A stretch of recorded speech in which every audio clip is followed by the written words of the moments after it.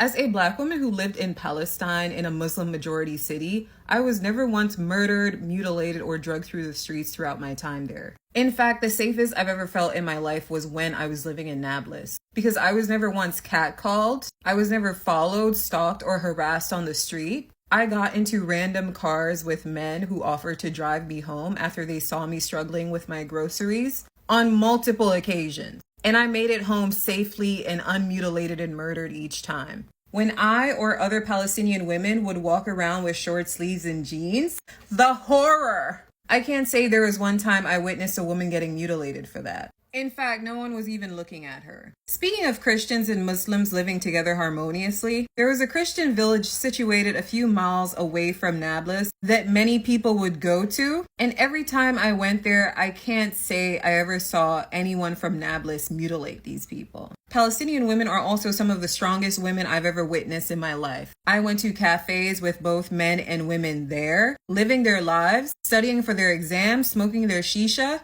being normal people, like anywhere else in the world. Once while shopping for groceries, my ADHD brain left my bag with my laptop in plain sight at the market. And once I realized what I had done, I rushed back to the market, and guess what? My bag was sitting there waiting for me, open with the laptop clearly in view, and no one stole it. Every single Palestinian person I spoke to about Israel never once mentioned they would like to wipe them from the earth. Regina Spektor is blatantly dehumanizing Palestinian people. And dehumanization is so dangerous because this is what allows Israel to do what they're doing to Palestinian people. This is why innocent men, women, and children are being slaughtered right now. Because people spread messages like this that are nowhere near rooted in fact. Because if we want to talk about facts, Palestine actually has one of the lowest homicide rates in the world. It's even lower than Israel. And as someone who lived there, the most unsafe I've ever felt was each time I dealt with the IDF.